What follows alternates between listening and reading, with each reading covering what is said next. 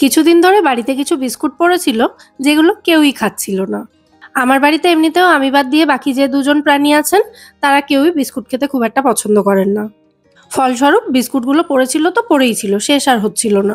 কিন্তু পয়সা দিয়ে কেনা জিনিস ফেলে দিতে গায়ে লাগে না বলুন?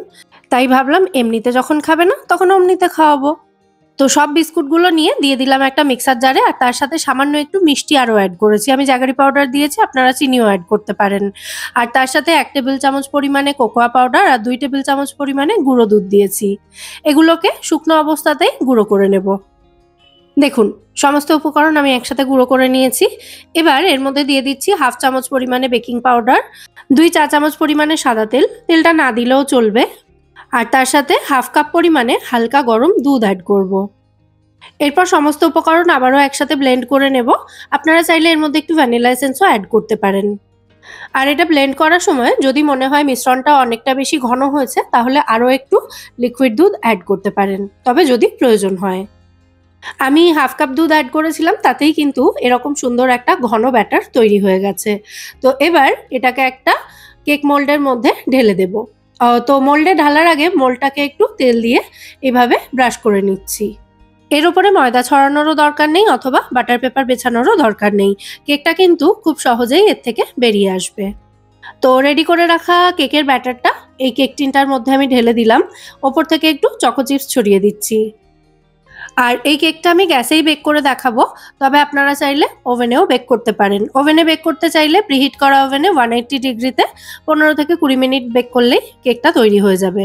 আর আমি এখানে একটা কড়াই খালি অবস্থায় ঢাকা দিয়ে গরম করে নিয়েছিলাম, তারপর একটা টিফিন বক্সের ঢাকনা রেখেছি স্ট্যান্ড হিসাবে। তার উপরে কেক টিনটা বসিয়ে কড়াইটাকে আবারও ঢাকা দিয়ে দেবো এবং লো টু মিডিয়াম ফ্লেমে এটাকে ওই 15 থেকে 20 মিনিট মতো বেক করলেই কিন্তু কেকটা রেডি হয়ে যাবে। তো 20 মিনিট পর কড়াইয়ের ঢাকনাটা আমি খুলে নিলাম। এবার একটা স্কিওয়ারের সাহায্যে কেকটা চেক করে নেব।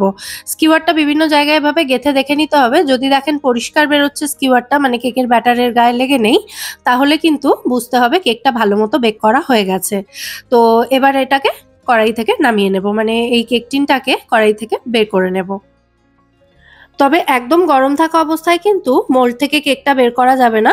এটাকে এভাবেই রেখে দিতে হবে 5 থেকে 10 মিনিট মতো। হালকা একটু হাতে ছোঁয়ার মতো গরম থাকতে থাকতে আমি কেকটা বের করব, কারণ এই কেকটা একটু গরম গরম খেতে কিন্তু বেশ ভালো লাগবে। আর যেহেতু কেকটা একটু গরম আছে তাই কেকটা মোল্ড থেকে বের করার জন্য একটা ছুরির সাহায্যে প্রথমে সাইডটা এভাবে একটু স্ক্র্যাচ করে নিচ্ছি। তারপর হাতের ওপরে এভাবে কেকটা উল্টে দিলেই দেখবেন বাটি থেকে খুব সহজেই কিন্তু কেকটা বেরিয়ে আসছে। সাজানোর জন্য ওপর থেকে একটু চকলেট সস এভাবে ছড়িয়ে দিচ্ছি, তাতে এটা দেখতে এবং খেতে দুটোই ভালো লাগবে। আর এমনিতে তো বিস্কুটগুলো কেউ খাচ্ছিল না, তাই অমনি করে খাইয়ে দিলাম, মানে এই কেকটা বানিয়ে দিলাম, সঙ্গে সঙ্গে কেক উঠে গেল। আমিও খুশি, বাকিরাও খুশি।